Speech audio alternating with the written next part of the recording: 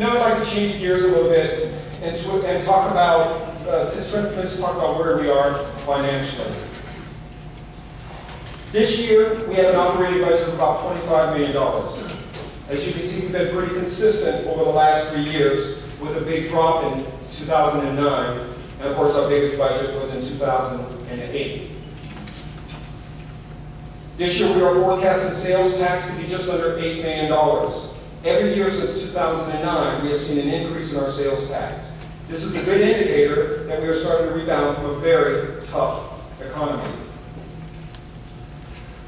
But there are still some areas of concern. Property taxes are still flat. We still see a large number of foreclosures within the city and throughout the county. But the good news, the housing market is showing signs of improvement, and we are building houses in Lake Elsinore. This is our current operational expenditures for this year. Public safety is about half of our budget. About 30% of that is made up for our police department, and about 15% for our fire, for about $13 million. We also spend about $4 million on our lakes and parks and recreation, and another $4 million on public works and community development. The city has made, and will continue to make, public safety and our communities our #1 priority.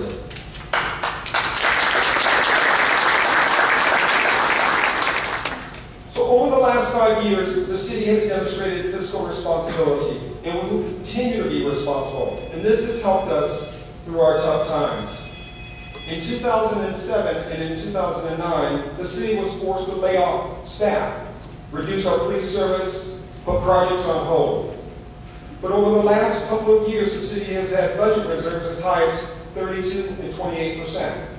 So for this year, as the economy started showing signs of improvement, the council felt comfortable with hiring staff and moving on projects. So this year, we'll be adding 2 more motorcycle officers. And when we get these 2 motorcycle officers, we will have 5 motorcycles patrolling our streets, making our streets safer.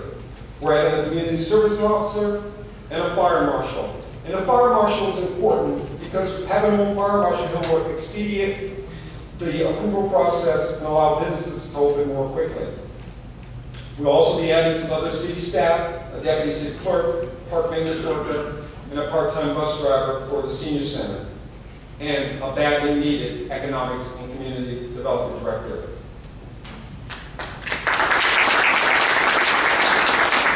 Our decision to add staff and increase police services still leaves the city with a healthy reserve. We will just be under $6 million in reserves, with 22% of that, which makes up about 22% of our general fund. So who do we have to thank for that? Well, it's the businesses that support our city is who we thank. They're responsible for 64% of the total sales tax being used for revenue that the city collects. So if any of those businesses are here, please give them a round of applause.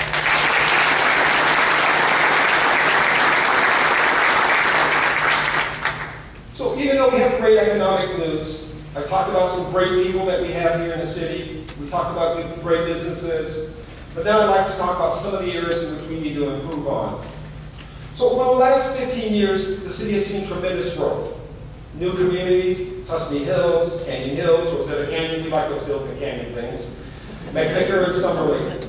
These are all great communities. They have great amenities, they have great sidewalks, streets, parks, but that's not the case for the whole city. Next April, our wonderful city will be 125 years old, and there are places in which she's starting to show her age.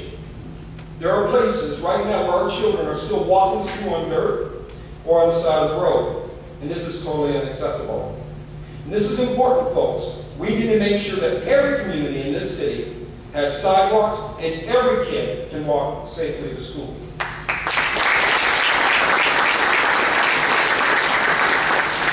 Main Street is a perfect example of age and neglect.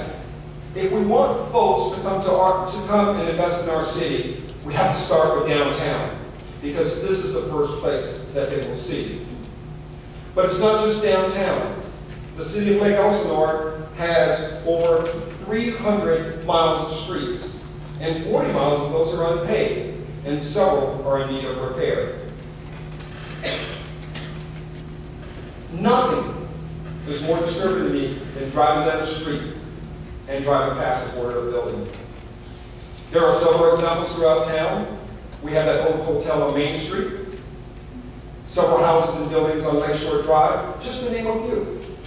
So it's time for all of these eyesores to go, and the city is working with the property owners to make this happen. And we have a recent example of making it happen. The over on Graham and Lakeshore Drive, the old tulips and trophies, everyone remember that?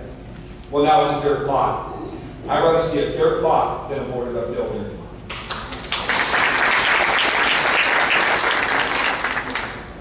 Another eyesore in the city and the surrounding area is graffiti. Eradication of graffiti is one of our top priorities. And our police department has led this effort by going after these little graffiti bandits. We also have a new way of reporting graffiti using the See, Click, Fix app. And it's available for free download on our website. So thank you to our IT department for making this happen.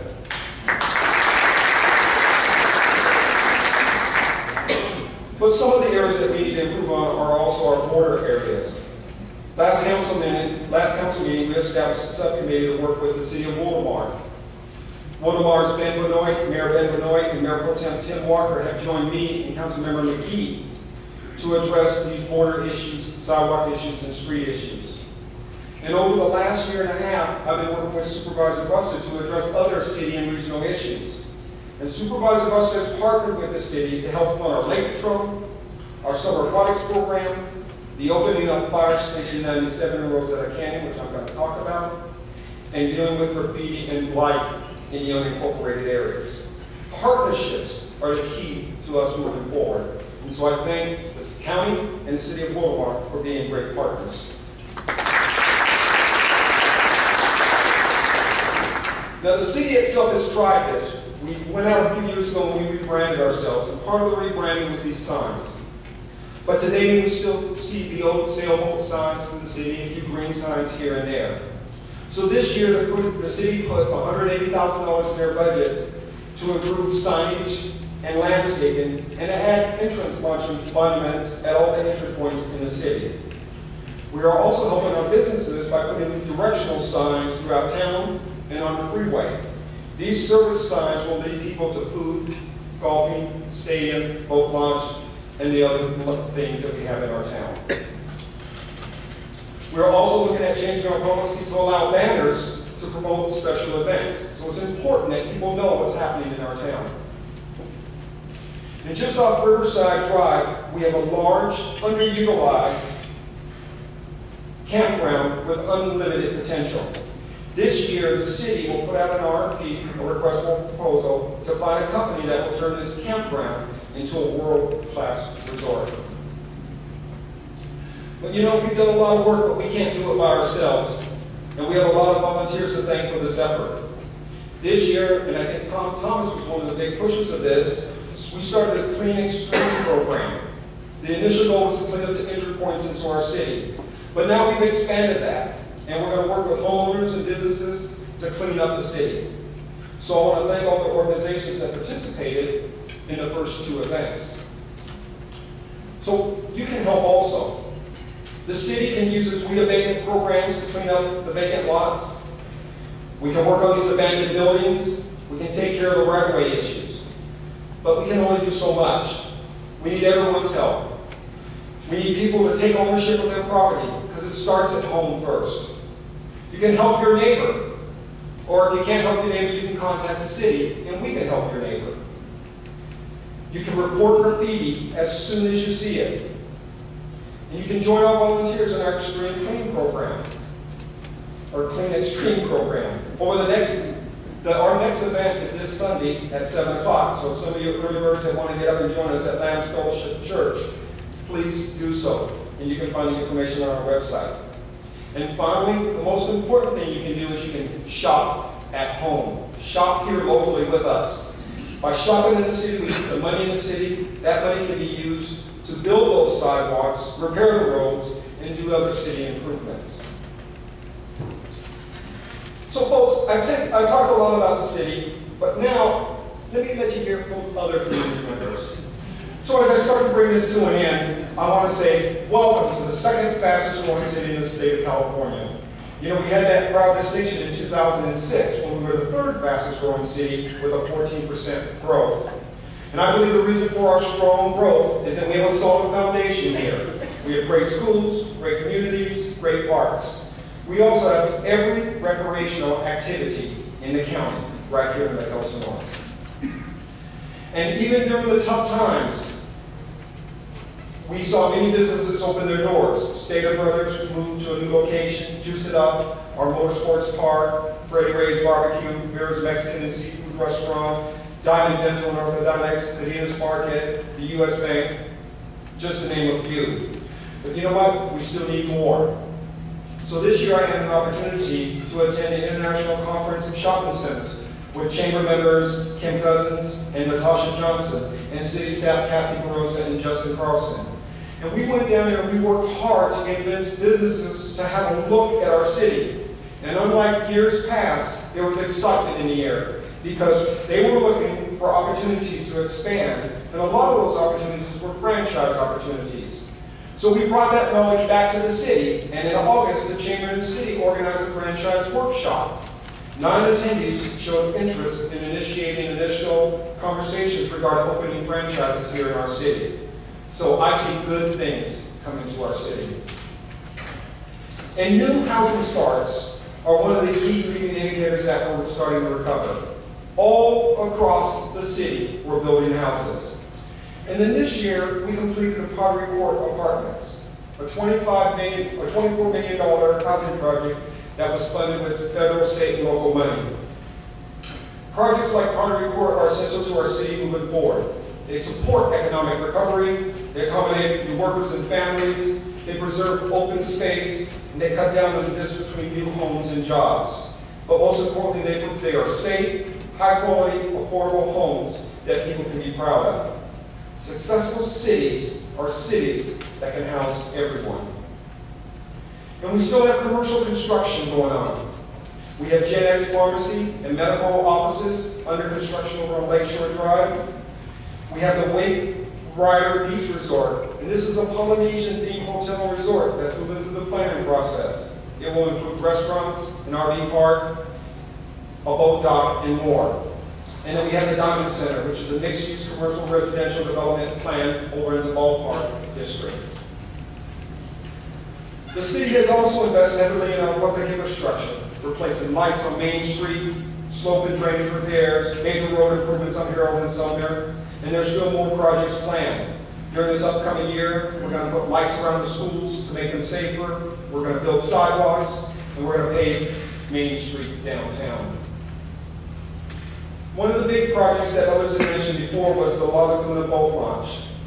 $8 million boat launch was the biggest public project undertaken by the city since the construction of this stadium in 1994. And this is an excellent way of showing how redevelopment dollars were meant to be used.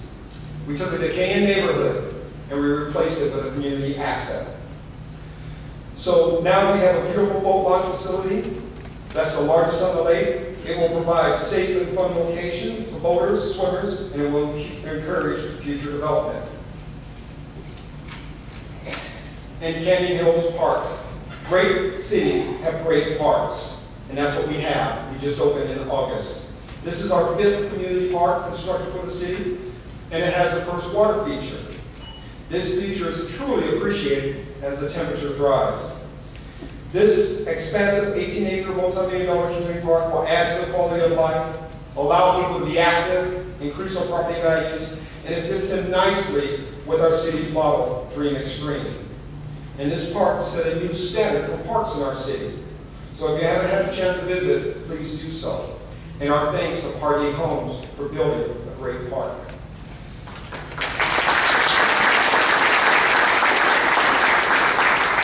And the city continues to improve on our parks. In July, we broke ground on the new Summer Hill Park playground equipment, and that's going to open here in October. We have over 18 parks in the city, and it's a full-time job making sure that they meet the needs of our community. But the city's up to the task. And this is my favorite topic. Right off of Highway 74 is a building that says Rosetta Canyon Station, because the word fire is blocked out. Well, folks, that's going to change. I've been working closely with the city and county to find a way to open that station. This station is desperately needed in our city and in our region. And I want to thank Supervisor Buster for bringing this before the Board of Supervisors. Every supervisor agreed to work out a cost-sharing agreement between Lake Elsinore and the county in order to get this station open. And our goal is to fly that flag July 1st of 2013.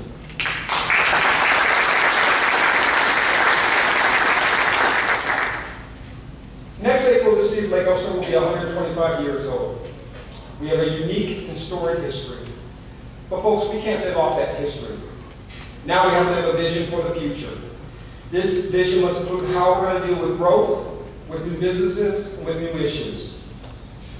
This vision has to be one that meets the needs of our people. We must focus on quality, quality education, quality city services, quality parks, quality housing, quality sidewalks and streets.